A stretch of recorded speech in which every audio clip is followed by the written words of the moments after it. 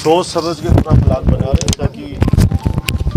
अगले कई पीढ़ियों तक वो प्लान चले और मेला भी हमारा डिस्टर्ब नहीं हो। मेला भी हर साल बाबा का बहुत अच्छा आयोजन होता रहे मेले का भी। और जो ये सालों से अपना परिवार पाल रहे हैं यहाँ पे, उनको मैंने आपको पहले बताया था कि आइडेंटिफाई कर लिया गया है,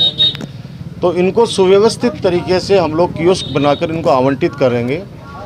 और उसके बाद में जो कियोस्क बचेगी उसके लॉटरी सिस्टम निकाला जाएगा। जो भी लॉटरी के अंदर सबके सामने आएगा उस व्यक्ति को आवंटित कर दी जाएगी और उसके बाद कोई अतिक्रमण नहीं होगा, कोई अतिक्रमण नहीं करने देंगे। जिन्होंने इतने सालों से जो काम कर रहे हैं उनका तो सब लोग उनको हमने पहचान कर ली है, उनको सबको सर्टिफिकेट भी जारी कर दिए गए हैं। तो मेरा सोच यही है कि ये बाबा राम सा पीर का जो चौक है, ये सूर्यमंडल का जो चौक है, यहाँ पे नवलगढ़ में जो भी यात्री आएगा, जो भी मेहमान आएगा, जो भी टूरिस्ट आएगा, वो यहाँ ज़रूर आता है बाबा के यहाँ पे शीश नवाने के लिए। तो हम चाहते हैं कि इसका अच्छा सौंदर्यीकरण हो। बाबा राम सा पीर के मेले पे हज़ारों की तादाद के अंदर लोग मेला देखने आते हैं और टूर्नामेंट देखने आते हैं। वॉलीबॉल और फुटबॉल का ऐतिहासिक टूर्नामेंट मेरे नवलगढ़ में होता है। तो मैं चाहता हूँ कि इसका इतना अच्छा सौंदर्यीकरण हो जाए कि लोग बाग शाम को बच्चों के साथ यहाँ पे बैठें, पिकनिक मनाएं, देखें, घूमें, उनको भी एहसास हो कि हम लोग नवलगढ़ के अंदर रह रहे हैं। किसी भी व्यक्ति को दिक्कत नहीं आने देंगे, ये मैं आपको विश्वास दिलाता हूँ। और आज जो गोयनका ट्रस्ट को हम लोगों ने उन्होंने आज अपने फादर के नाम पर जो स्नेह मिलन समारोह रखा, उन्होंने मुझसे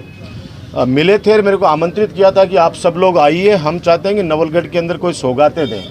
आप सबको पता है कि विकास के कार्य तो खूब हो रहे हैं, लेकिन बहुत से ऐसे प्रोजेक्ट हैं हमारे, जैसे ट्रॉमा सेंटर है, हमारा मेजर ध्यानचंद स्टेडियम है,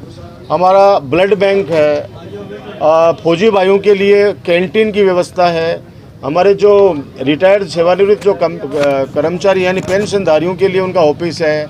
टैक्सी यूनियन का ऑफिस हमने परमानेंट कर दिया, आपको सबको पता है, क्योंकि टैक्सी यूनियन भी, टैक्सी चलाने वाले भी हमारे भाई सैकड़ों की संख्या में है, तो उनका भी आज एक अलग से ऑफिस हमने बना के दे दिया है। वैसे ही पत्रकारों के लिए भी ऑफिस की हम व्यवस्था कर रहे हैं कि आपके पत्रकार संघ का भी एक ऑफिस हो, जिसके अंदर आराम से वहाँ न्यूज़पेपर सारे आएँ, क्या गतिविधियाँ हो रही हैं, क्या सकारात्मक हम खबरें चला सकते हैं शहर के लिए, जनहित के लिए, वो आप लोग आपस में चर्चा करें, ऐसा एक मेरा मानस है। तो इतना बड़ा लैंड बैंक कहाँ से है, क्योंकि नगर पालिका नवलगढ़ के पास में ज़मीन नहीं है, कहीं ज़मीन नहीं है नवलगढ़ नगर पालिका में। तो हम लोग भामाशाहों से प्रार्थना करके, आपको पता है कि अपने हॉस्पिटल के लिए 10 बीघा ज़मीन डॉक्टर रामेश्वरी सैनी जी से ली, और जो ज़मीन हमारे पास थी वो हमने बस स्टैंड में, बाबा साहब भीमराव अंबेडकर छात्रावास के निर्माण में, हमने कॉलेज निर्माण में, नगर पालिका के भवन निर्माण में, जो भी जगह थी नगर पालिका के पास, उसका हम लोग सदुपयोग कर चुके हैं। तो आज उनसे मैंने निवेदन किया है कि आप लोग अपने ट्रस्ट से हमारे को ज़मीन आवंटित करो और उसके बाद में सरकार की तरफ से हम लोग वहाँ पे बहुत शानदार ट्रॉमा सेंटर खोलेंगे, ताकि जो लोग एक्सीडेंट हो जाते हैं उनको उनकी जान बचाने में हम लोग कामयाब रहें। और स्टेडियम के लिए भी ज़मीन चाहिए मुझे 40 बीघा। तो मैंने आज मंच से अपील किया और आपके माध्यम से अपील करना चाहता हूँ कि कोई भी भाई 40 बीघा ज़मीन डोनेट करना चाहे तो उसका स्वागत है, पूरे गाँव में उसका हम स्वागत करेंगे। जनहित के अंदर कोई 40 बीघा ज़मीन डोनेट करे, वरना हम कोशिश करेंगे कि जहाँ भी ज़मीनें खाली हैं, जो सेठ लोग हैं उनको इनवाइट करेंगे, गांव के हक में झोली फैलाएंगे कि गांव वालों के लिए आप ज़मीन डोनेट करो। क्योंकि आप सबको पता है कि कुछ लोग चर्चा करते हैं, वो चर्चा इस तरह से करते हैं, खुद कभी कुछ करना नहीं चाहते या उन ज़मीनों पे कब्जा करना चाहते हैं और ज़मीनों पे कब्जा करके हड़पना चाहते हैं। हम चाहते हैं कि जो भी हवेलियाँ सेठ लोगों ने बनाई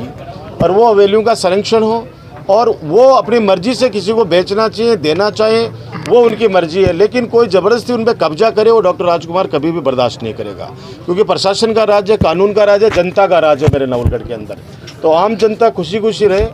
सब स्वाभिमान से रहें, यही मैं उम्मीद करता हूँ। और कुछ लोग जो हमेशा उनकी मानसिकता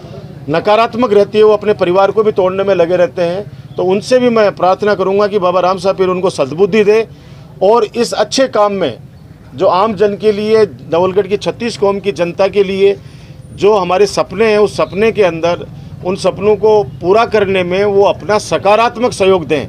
क्योंकि नकारात्मक सहयोग देने वाले को मेरी नवलगढ़ की जनता